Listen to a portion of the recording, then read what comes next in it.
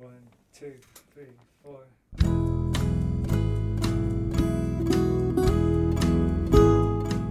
Hello, you're listening to the SKYLIT Books podcast series.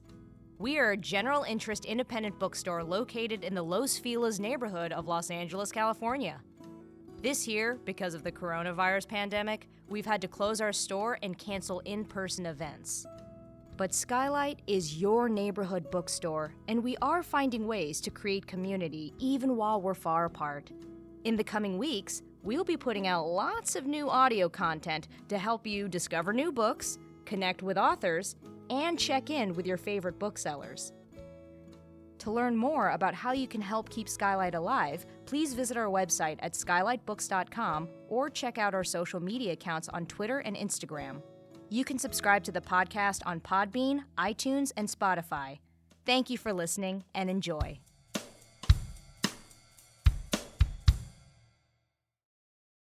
All right. Hello, listeners, and welcome back to SKYLIT. This is the SKYLIT Books podcast, and I'm your host, Dylan Brown. SKYLIT Books is an independent bookstore located in the Los Feliz neighborhood of Los Angeles, California. We're open every day from 10 to 5 for curbside pickup and masked in-store browsing. You can also shop us online at www.skylitbooks.com. You can check out our upcoming events on our Crowdcast page, crowdcast.io/SKYLIT Books. And now on to the show. Laura Warrell's writing has been published in the Los Angeles Review of Books, Huffington Post, The Rumpus, The Writer, Salon, Racialicious, Post Road Magazine, and the Boston Globe. Laura is a graduate of the Creative Writing Program at the Vermont College of Fine Arts and has attended residencies at the Breadloaf Writers Conference and the Tin House Writers Workshop. She's taught creative writing and literature through the Emerging Voices program at Penn America, Los Angeles, at Writing Workshops, Los Angeles, and at academic institutions in Los Angeles and Boston. Mathieu Cailler is the author of 6 books. His short stories, poems, and essays have appeared in numerous publications, most notably the Saturday Evening Post and the Los Angeles Times. He is the recipient of a Shakespeare Award, a Short Story America Prize, and a New England Book Festival Award. Heaven and Other Zip Codes, his debut novel, which they'll be discussing today, and most recently published book, has been hailed as, quote, a postmodern masterpiece by Midwest Book Review. And without further ado, I'm going to turn it over to Mathieu and Laura. Thank you so much for having me. This is such a delight. I'm happy to talk about the book and to be here with my good friend and fellow writer, Laura. So I'm excited to get started. I'm glad to be here too, Matt. Can't wait to hear what you're going to read today. Oh, thanks so much. Yeah, I'm going to start off here with a little sample from the book. It's kind of funny. It's my first novel, so it's been challenging to find a selection to read that doesn't give too much away. I'm used to reading poems and short stories and kids' books, which you can kind of read an entire thing. So this is kind of fun. So the book follows 4 characters: a tutor, a young boy, a stepdad, and the stepdad's wife, Cersei, who's the kind of one of the main characters, I would say. And this is a scene where the tutor has gotten a little too far involved with the family for whom he works. He starts taking out young Theo for painting lessons. And so this is just a little section when they begin their little painting lessons and go for a little field trip. Emerson told Theo about the spot where they'd chosen to paint, a place suggested by Madame Fournier, only a half a mile from Abalone Cove. It was called Portuguese Bend, a serpentine road that was built atop an active fault. Because of the constant seismic activity, plumbing pipes were exposed above ground, and every couple of months the city brought in construction crews to repair the torn asphalt. What Emerson loved about the area was that no one bothered painting here due to the road's volatile nature. Clusters of fennel and mustard plants carpeted the hills, and whenever the wind worked eastward, a trace of anise hung in the air. Emerson watched the boy's eyes widen with every tidbit of knowledge regarding a plant or a bird or the endemic Palos Verdes blue butterfly. When you live somewhere, you know nothing about it. It's just home, Emerson said. All the history just comes with it. Then someone comes to town and tells you everything about it. You're there just shrugging your shoulders. Like, okay, yeah, whatever. I know that's how it was for me in Vermont. People would tell me about maple trees and tapping for syrup, and I'd be like, okay, cool. Pass it over. My waffles are getting cold. Were you a good kid? Theo asked. He painted the curvy line of Portuguese Bend, paying attention to the shapes that jutted into the road. No, he said. I got in trouble a lot. What's the worst thing you've ever done as a man? There's a lot of time left for that one, Emerson mixed white into blue, trying to pinpoint the sky's shade. How about you? I once stole a Snickers from the market down the road. Yeah? My mom said I couldn't have it, so I just put it in my pocket. It was easy, but I felt bad about it, so I told my mom, and she made me take it back and apologize. Look at you. Yeah. Theo got back to it, working his brush in gentle strokes, staying steady in one portion of the canvas for a long time. He detailed what could later be filled in, and Emerson felt his limbs tingle as he took in the boy's work. It was the first time in his life that his passion had been caught by someone else, that he'd successfully passed his love on to another person. More often than not, he had to find a way to talk about painting that would make others feel included, comparing it to their passions, fantasy football or bowling. But painting was not fantasy football, nor was it bowling. The light is prettier here than in other spots we've painted, Theo said. Is it always like this? It's always interesting, even when it's not sunny, even when it's not bright or warm. Since Emerson had many depictions from this location, he didn't paint the road or the ocean, opting instead to draw Theo. He didn't tell him because he thought it might distract Theo from his own work, so Emerson worked from memory most of the time, refreshing his imagination every now and then by stealing a peek, especially when he needed a specific detail, like how the boy was holding his brush, or how his hair was sitting on his ears, or how his shoelaces were moments from being untied. I wonder why no one else paints here, Theo said. They're not as smart as us, Emerson said. Hey, have you been to Dominic's Steakhouse? No. Nice? It's good. Went there with Hoyt and Mom the other day. I hear it's good. They have girlfriend dishes, so that might be good for you, to bring Carly. What do you mean, girlfriend dishes? Like oysters? I don't know. Some of the things on the menu had GF written next to them. Things guys can order for their girlfriends, I guess. Emerson set his brush down on his easel. I think that stands for gluten-free. Oh, God. That makes so much more sense. I thought it was weird. I mean, girls love pasta, and it wasn't picked as a GF item. After their laugh settled, the only sound that could be detected was the sigh of wind, and Emerson turned toward Theo to see exactly how the boy's legs were bent. Emerson said in a whisper, I'm being really serious right now. Do not move, okay? What? Do not move, Emerson said. I need you to listen to me. I need you to trust me. Emerson stared hard at a spot a few feet behind Theo, coercing the boy to line his eyes with the dusty rattlesnake, whose split tongue licked the air. Be still, he said again. He heeded his own advice too. His mouth tightened, his molars adhered, saliva pooled in the back of his throat. The snake, however, disregarded the instructions, inching its way closer to Theo, its rattle now up and shaking, the sound of its heavy scales grating the dirt. Theo quivered. Mr. Toffler, he said, his right Nike slipping loose. And just that, the sound of rubber against earth, startled the snake. It struck at once, a flash from the ground, its mouth wide, fangs plunging into Theo's calf. Shit! Emerson yelled as the snake slithered into a patch of tall grass, its taupe body blending into the weeds. The rattle stopped, but Emerson still heard the sound in his ears. Emerson knew panic wouldn't help, but his insides were knotted. Sure, he'd seen the sign warning of snakes in these parts, but he'd seen so many signs in his life and never actually spotted the thing they warned against. He needed to view everything as a step-by-step. Get Theo to the car, take him to the hospital, stay calm. Lucky for Emerson, Theo was light, so Emerson flung the boy over his shoulder before tearing up the hillside to his car. His legs churned and prickled. Even though life was more important than usual, the tick of seconds to slow motion quality, and his actions were deliberate. Keep talking to me, Emerson said. How are you feeling? He said, dropping the boy into the passenger seat. Before he knew it, he whipped the car around, nearly taking out a fire hydrant, and peeled onto the main road. The hospital isn't far, Emerson said.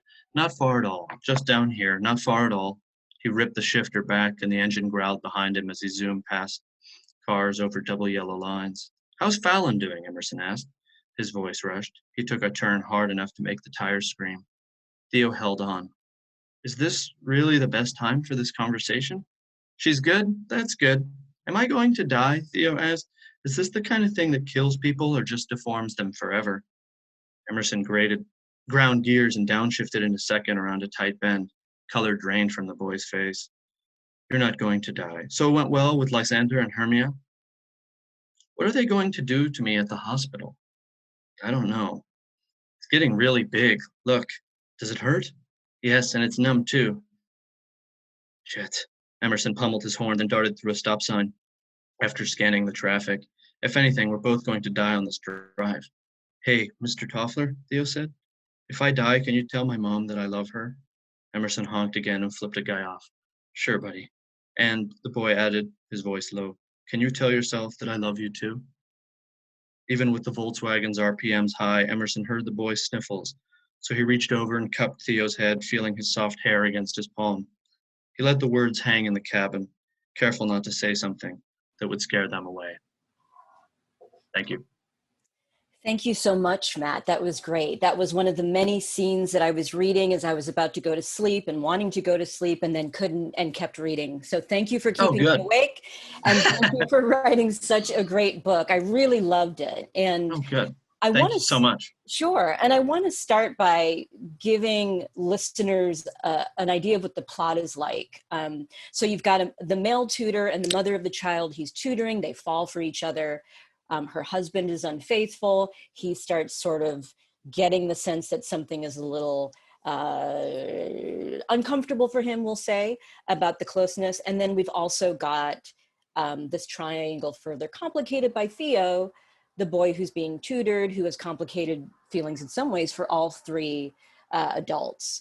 It's a really, really riveting story, and you do so many interesting things with it. But I want to start in sort of a unique place because we're friends, and I know that the story was inspired in part by real life events. So I'm wondering, what was it about those real life events that made you want to turn them into fiction, and what was your process of doing so?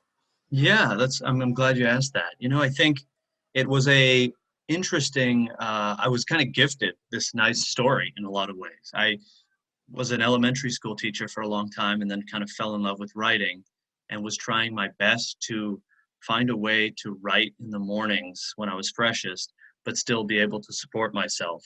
So I started a tutoring business probably like 10 years ago now, maybe a little longer, like 11 or 12. And one of my very first families that I did that with, I kind of had a boy like Theo in my life, and I was about 25. And he was kind of an outcast, a very old soul. I felt like I was hanging out with my grandfather in a way, even though he was like 12. You know, he was like playing chess and he hated technology, and he was like into polo shirts and buttoning his polos all the way to like the last button, and into food. And he just felt like a very soulful kid that I wanted to protect his innocence too, in a way. You know, you could feel that the world was starting to impose its way on him. And I found myself really caring about that boy and working with that family late at night. And then the mother would often like offer me food. I was there at 8 p.m. We all kind of developed this little pseudo family. The father was gone often. And, you know, one day jokingly, like we were around the table, and I think it was like the boy who kind of mentioned, oh, wouldn't it be cool if we could do this forever?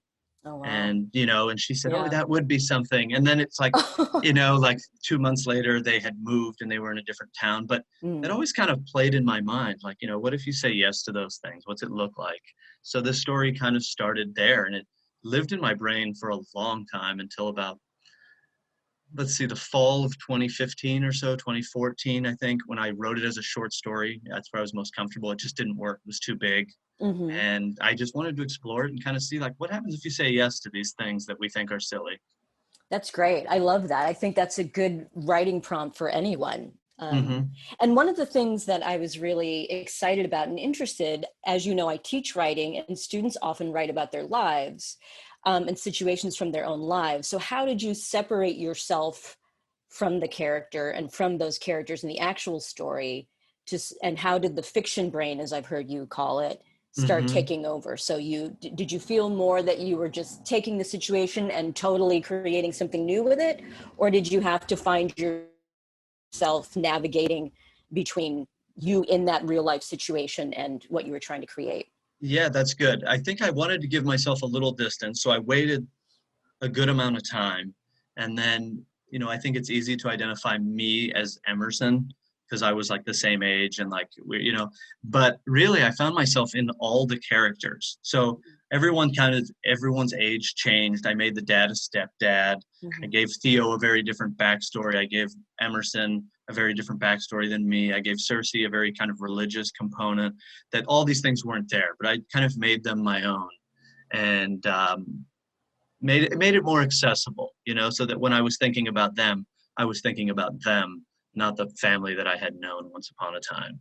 They were like vastly different people, different names, different ages, different Sure. everything. Yeah. And I think that was good to have a little bit of distance so that it didn't feel like I was writing a memoir or something, And what I like that you're doing here is every section is told from a different character's perspective. So we are with Hoyt, the stepfather. We are with Cersei, the mother. We are with Theo in separate sections. So we have a multi-point of view structure, which I think is really exciting because we get sort of see the situation from everyone's perspectives.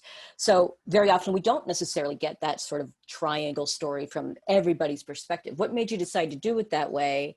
And I'm kind of curious, whose point of view did you find it most challenging to inhabit? Oh, that's a great question. I'm glad you enjoyed it, first of all, because that was kind of the stylistic risk of this book was, I'm going to try to tell it. I basically kept a big chart on the wall when I wrote this and said, I would like put their first initial and say like, oh, I've already heard from Emerson. I need to hear from Hoyt now. And I always tried to balance it. And it became fun to have everyone express their way. We always say like, oh, there's two sides of an argument or whatever it might be. But really, when you read fiction, you don't get the other person's argument. So I wanted to make everyone very human and kind of see their motivation for all their actions. And it came to me because I really couldn't decide on a point of view. I tried many times to write it from Emerson's point of view and for Cersei's and from Theo's. And I just was like, I kind of like all of them. They all have their distinct voice. What if I kind of switched it up and made it kind of readable that way and kept the word length about the same? Every 2,000 words, we click over to another character, But to answer your second question, I found it the hardest to write from the point of view of Hoyt, the stepdad. Yeah, I think he had a very different angle. And it was challenging. I think some might call him the villain of this book. And so sometimes I wanted to make him a realistic human that just, without giving too much away, that struggles with some very obvious things for some people. But sometimes, it's hard. Like these things in life, these choices we make that we think are for all of us, sometimes maybe aren't. I definitely want to talk about Hoyt and your relationship with him as his author. And I don't want to give away too much either. I mean, we know early on in the book that he hasn't entirely been faithful, but I think when we meet him, I think he evolves throughout the book and he is definitely a layered character. But one thing I'm also curious about before we get to Hoyt is Cersei. And I think when, writers, especially nowadays, write about the opposite gender, if we're going to use that binary, they're always questioned like, how was that for you? So how was it for you to write this female character? Yeah, I loved her. That was like one of my first characters. I thought she had a very interesting story. She was, to me, the kind of the heart of this book. She's very selfless. She's very religious. She's trying so hard to do all the right things. And it comes at a cost of her own happiness many times. Those are often I see that a lot with people, like so many women in my life, they kind of put other people ahead of themselves. And I felt for her because of that. You know, she kind of gave up a lot of her life, Mm-hmm. and I wanted her to be happy in a weird way. It was weird. That's Yeah. interesting. Yeah. Well, so as a writer, was it a struggle for you to continue to make bad things happen to her? Yes, Because it you know you had was. to for fiction? You're Yeah. absolutely right. It Yeah. was. And like many times, even like I wrote this book a few times and endings were different. And Mm-hmm. I like it kind of took its own way. But you're absolutely right. You just felt bad when things wouldn't Mm-hmm. work out for her, or yeah. And Mm-hmm. she kind of when we were talking about point of view, I really thought this was going to be like her book for a Mm-hmm. while, like all her story. And then I thought, but in order to elevate her story, we really need to hear from her son, Mm-hmm. because they're kind of like one and the same. Mm-hmm. So, you know, and then Theo was probably my favorite character to write because he was a lot like me as a kid. I felt like I kind of put myself in him and Mm-hmm. had inspiration from the other ones. But I remember just like I was raised by a lot of women and being like called a mama's boy and wanting to, Mm-hmm. like, you know, there's times when Theo feels like he's safe to be a mama's boy at his house and there's friends aren't around. I felt very much like that in my life many times. Like, oh, no one's around right now. I can fully be a mama's boy and not feel guilty about it. So that was kind of fun to put that in there. That's great. That's Yeah. great. It's funny. Well, I'm going to move on because you're saying so many great things that are touching on so many of the questions that I have for you. So Sure. let's move on to Emerson a little bit, who's attracted both to Circe and Theo, obviously in different ways. What do you think it is about the two of them as a unit, right? We get the idea that, you know, Circe's an attractive woman. We get the Mm-hmm. idea that Theo's an adorable kid who's, Mm-hmm. you know, precocious and interesting and unusual. What is it for Emerson that you think attracts him to that?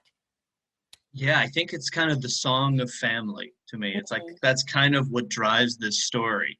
What do we want our family to look like? Mhm. Um, you know, baggage is kind of a word that we think of in a negative way. I Mhm. think Emerson likes a little baggage. There's a passage in the book where he says, you know, baggage bred depth, and Yeah. depth created womanhood. Right. By being with Circe, she was a woman. And it made him feel like more of a man, and I feel like there is a Mhm. little bit of that. That he likes the challenge, and he wants that kind of immediate family, kind Mhm. of stepping into something that feels familiar to him, especially as an only child, growing up Yeah. with his parents in Vermont and being very close to them. So um, that I think is the appeal for him. Yeah. So one of the things, and I wonder if you intended this, but I feel like there's a lot of loss in this book. Mm. Um, Even though in many ways it's a love story and lots of different types of love and so many other things that are happening, you know, talking about marriage and family, et cetera, but it's also, there's loss. And I don't want to go into details so as not to spoil it for anyone who Hmm. hasn't read it yet, but I think there's a strong undercurrent there of loss. So is there a connection between love and loss in your mind, at least for these characters, that draws them together? Yeah. It's actually so funny that you say that because I feel like I don't even do it by design anymore, but everything I write has kind of this same, you know, my first book was called Los Angeles, Lost with Mhm. two S's, and Right. it was a theme of it was a short story collection bound by the themes of loss and the locale of LA. Mhm. And there was a lot of like heartbreak in there too. I think it's impossible to have love without some heartbreak. Mhm. There's, you know, and vice versa. Mhm. So, yeah, there's like a very natural evolution there that you almost have to sustain a certain amount of heartbreak before you can love properly. Yeah. And it'd be cool if we could see that like on a meter, you know, and then feel like, oh, I've almost reached my level where I can fully be invested in someone and understand how that feels. But yeah, you have to lose people. You have to learn how that cycle works, I feel like. And it makes you appreciative, I think, is what loss does. Yeah, and it would make it a lot easier. I wish we could have that sort of chart so we can know, you know, make some decisions about what to do so we could get our love quotient up. Yeah, me Um, too. so at many points, the characters are contemplating the challenges and rewards of love. I mean, it's about love, right? Hmm. And Emerson laments that we haven't come a long way with love, right? He and Theo talk about it a lot. Theo's got a lot of questions for him. Madame Fournier has this lovely passage about staring into your beloved's eyes, and if she asks what, you know she's not the one. I loved that. That was one of my Mm. favorite parts. And I wonder, not necessarily what you think the book is saying about Sure. love, but rather what questions you think the book is asking about love. And you touched on that a little bit with heartbreak and loss, but what else do you think the book is offering us, asking us about love? Yeah. I think it's like, are we really willing to pay the price to be happy? So many times. Like, I think we kind of know the steps, but sometimes we need a push. And what does happiness really look like? And once you get it, is it everything you thought it would be? Like there's some sacrifices that have to be made, even if you're in a quote unquote poor situation or difficult situation, and you know the steps to achieve happiness. So you're gonna be willing to take them. Sometimes I think that's the big question in this book. If happiness is laid out for you, are you going to be able to grab a hold of it? Yeah. I'd like to think so. I'd like to, I grew up with my mom and dad not speaking the same language when they met. And so really? I I think didn't there's know always that. been, they met, my dad only spoke French, my mom only spoke English, and they like found a way. And Wow. I think that's maybe a part of me that, it's part of my DNA now. That's like wondering, are you willing to like go for it if it's there in front of you? And I think that's what this book was about for me. What's really nice about that story with your parents is the idea that love just sort of exists, whether or not you can speak it, right? Or communicate it directly. And I think that in some ways that happens in this book as well, right? That there's something that's happening between Circe and Emerson, between Emerson and Theo, right? That's really powerful and unspoken, of course, in the beginning.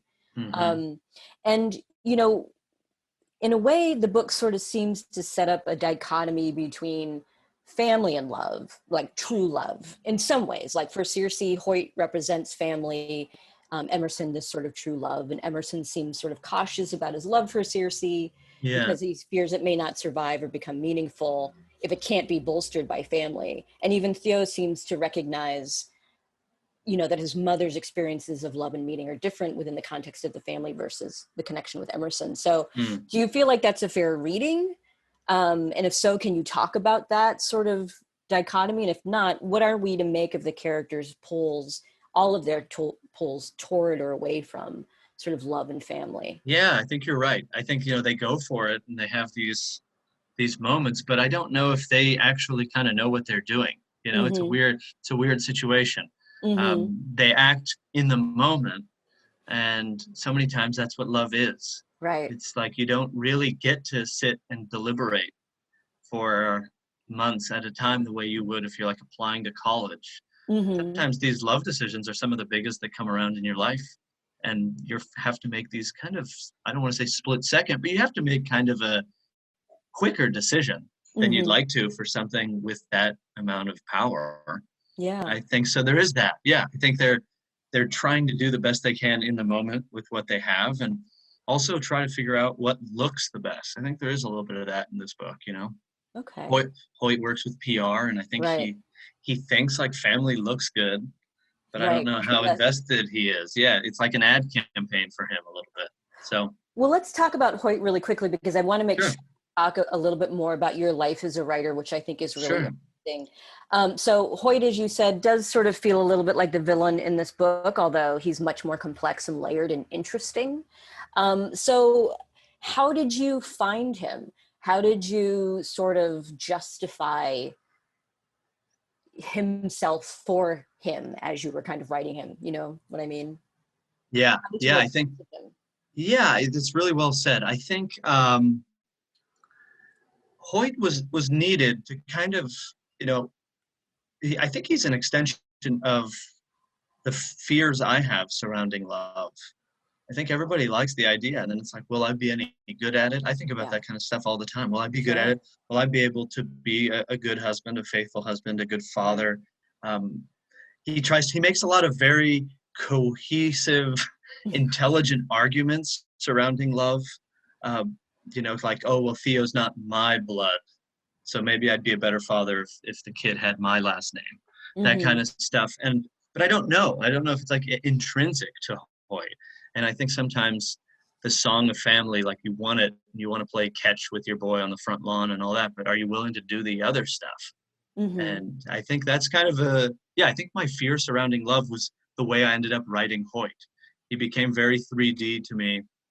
And I felt for him in a weird way, even though he was maybe the villain of this book. It's hard, Theo's adorable. Emerson's confused. Cersei's kind of a pious and disciplined person. So Hoyt ends up just out of those characters being kind of the bad guy. But he's complicated, and I think he's human, and I think we've all had moments of Hoyt. Like, I certainly am filled with them. So, and I think that's a really amazing generosity and a really great way to think of it, right? That when you're trying to humanize that character and make them rich, what are they afraid of, right? And that's what makes people real. That's what makes them human, and that's a way to access them. In fact, I think that would be a great writing prompt. Think of your deepest fears and turn them into a character. I agree. Make them real. Yeah. So let's talk a little bit about sort of writing in general. And one of the things I admire about your writing and you as a person is that you are a romantic, or at least in my eyes you are. I don't know if you think of yourself that way. Thank you. More, I guess. And it's a compliment. And there's a lot of romance in this book. Like the lines, there were shards of pain that glittered behind her bourbon eyes, jagged pieces of discomfort that he wanted to learn about and hopefully wash away. Which is just like, oh, Matt, you know what I mean? And so not only you, but also that you're able to come up with lines like that. And it adds a richness to this book and your work in general. And I feel like romance is missing from so much of contemporary literature and life. So I wonder what helps you maintain a sense of romance in your work and how you weave it into story in a way that feels real and authentic and rich. Oh, I'm so glad that it did that for you. That was like my big fear with this book, And it's funny, when you shop a book like this, I'm the same way. I thought, oh, this has a lot of romance in it. This must be a romance book. And then when you start marketing a book as romance, you get people like, it's very different. It's like a lot of sex and people in barns, and it's a very different market. So then you start thinking. I remember Raquel Henry, a friend of mine, said, "Oh, did you write a romance novel or did you write a love story?" And then that changes the game a little bit publishing wise. And you're right, like, it's interesting. I always am attracted to love stories and have been for a long time. I think some of my favorite books at their heart, like Madame Bovary and Great Gatsby and Anna Karenina, very dark books, are full of love. And I kind of wanted to explore it in a way that was more authentic to me. I didn't have the childhood of Flaubert, and I didn't have those things. So I don't really want to fake it. I just wanted it to be authentic to what I lived and that kind of thing. I do tend to be a bit of an optimist and see people having moments of hardship, but not necessarily sustaining hardship for the rest of their lives. Like, there is always a little bit of hope. And so I think that maybe comes, it's interesting though. And I think people can really help other people. I do think that. So I think there is that in my work with Emerson, trying to find out about Cersei's pain, and, pain, recognizing pain, being one of the things that lends itself to love many times is pain. Right. And romance, the true sense of romance, right? We have this idea, like you said, that romance is, you're running through the rain and pledging undying love, but it's really about those sort of darker moments of our lives and connecting, in those ways as well. I think it's really interesting what you said about your friend making that distinction between a romance and a love story.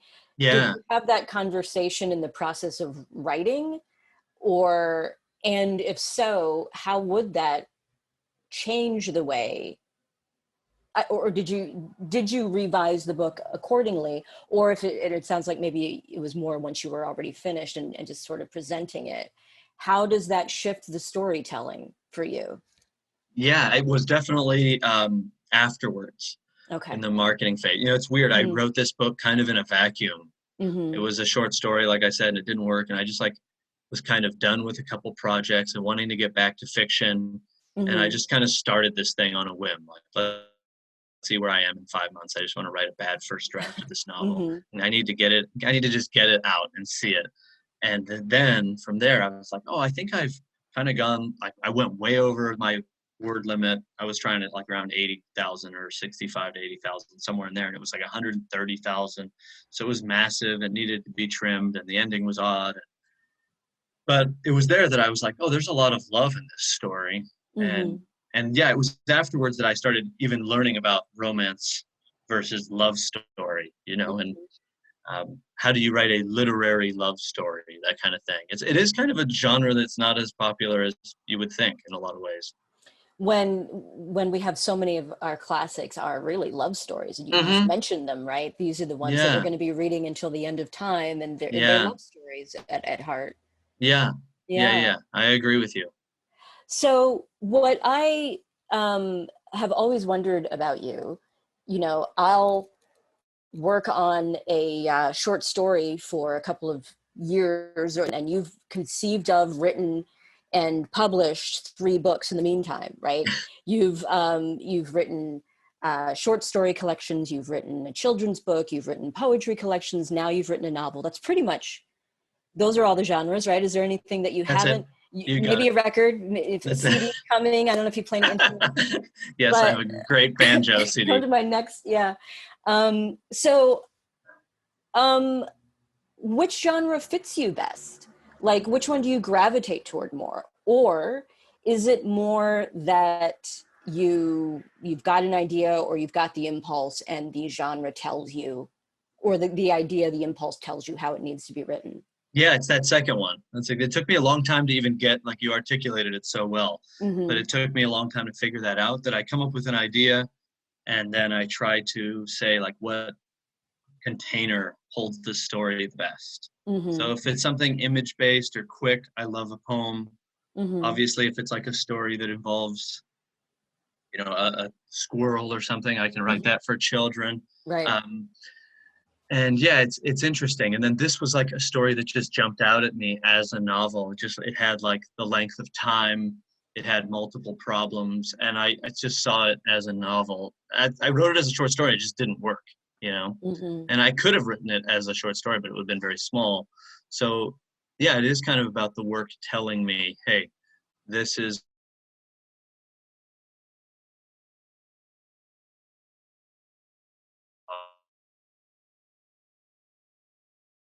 external. That's why I think it works well. I don't know. Sometimes things are more cinematic, you know, there's more external drama, that kind of stuff. It's interesting to me. And yeah, I think for me, I feel like a new person writing a genre. So that helps me feel like I'm still a writer, but I'm not bored of the thing I just did. Right. It feels like if I write poetry, I'm a whole new man than I am writing kids' books. It's very weird. Wow, yeah, so I can imagine though. I can imagine how it would feel that way. And it yeah, must it's feel very freeing. Yeah, it's freeing. So I have a friend who finally got through a novel and said, I never want to do that again. And I think a lot of my writing students are very intimidated by the idea of writing a novel. It seems like this really huge undertaking, very intimidating and nerve-wracking. And then, as I said, I've had writer friends who've done it and said, it's too much for me. I don't want to do that. So how do you feel having written and put a novel into the world? Are you liking this? Do you want to do it again? Yeah, I think, you know, having it come out helps. It's like a good encouragement. With short stories and poems and things, you do get the pat on the back a lot more frequently. So that sustains you. You get to come up for air and you get to take a deep breath and enjoy it. With the novel, you pretty much just put your head down and come out like 7 years later. And you know, someone had a line about, it's like telling a joke and waiting 7 years to hear someone laugh. That's a little bit how it feels with writing a novel. So having just come out with one, you feel like, oh, I could do that again.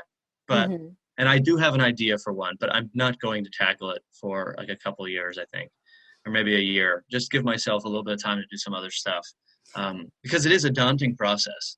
Yeah. So can you tell us what's happening next week? I mean, like I said, I'm imagining by the time I go make myself a sandwich after this meeting, you're going to have a new book in the world. That's very sweet. So what's next? So with this novel, I don't even know if it's like in a place to talk about it yet because it's such a mess. Or anything that what are you thinking about doing next? Yeah, well, right now I've written a screenplay. Oh wow! That's one. That's one you haven't. Yeah. Okay. That's so that one I'm talking to a man right now who's a producer, and we'll see what kind of transpires with that. But that would be fun. That was a fun exercise, and that was again like a story that spoke to me, and I just said, oh, I feel like this is a cinematic thing. It kind of like fought in my mind for a while if I wanted to make it a novel or a screenplay, and it still might become a novel at some point. We'll see. what happens with that. That world is so different. Yeah. But yeah, I think that's kind of next for me. Yeah. Okay. And I think that's it. I have so many more questions, but I will hopefully be able to buy you a coffee at some point and ask them. Okay. In Yeah, the I have a lot of questions for you too. What are you working on, Laura? So I have a book that's finished. I have a novel that's finished, and I have an agent, Wonderful. and we're doing our final run throughs, and hopefully we're going to try to put it in the world, or try to sell it in the next little while. So I'm in I'm in the depths of revision, but I have another novel that I want to work on as well. It's poking at me, so I give it attention can. But you've really inspired me with this idea of doing lots of things, but I just don't feel like, I mean, every time I try to write poetry, it's hideous.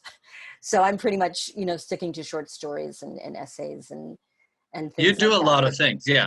You do a lot of things Yeah. as well. And I bet there's, a lot of people say that about poetry, but then you read their novel and I can like highlight huge passages that are all poetry. So I'm sure I'll do that with you too.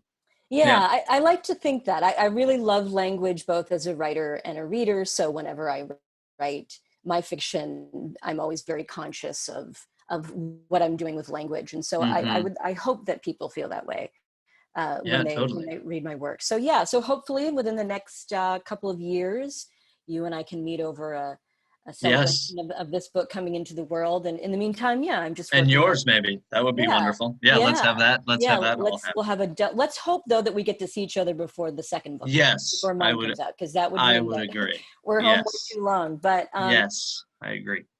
Really great book. I'm so happy for you. It was such a pleasure to read and such a pleasure to talk to you. I'm glad it brought us together.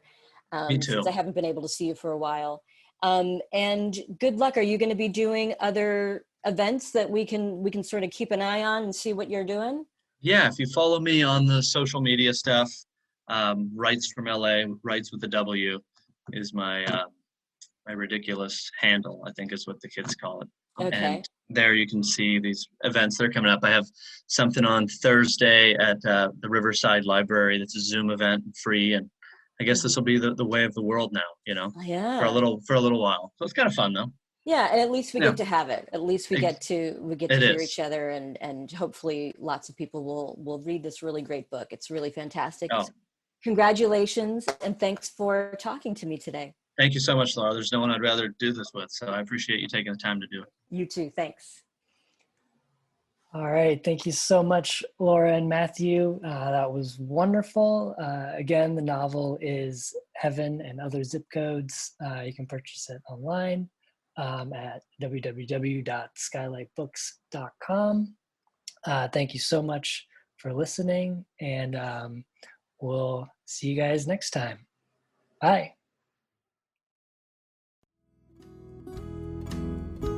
Thank you for listening to the SKYLIT Books podcast series. Please don't forget to visit our website at skylitbooks.com and make sure to follow us on Twitter and Instagram. Also, don't forget to subscribe to this podcast for more author talks and bookseller conversations. You can find us on Podbean, iTunes, and Spotify. Stay safe and healthy, and we hope to see you back in our store soon.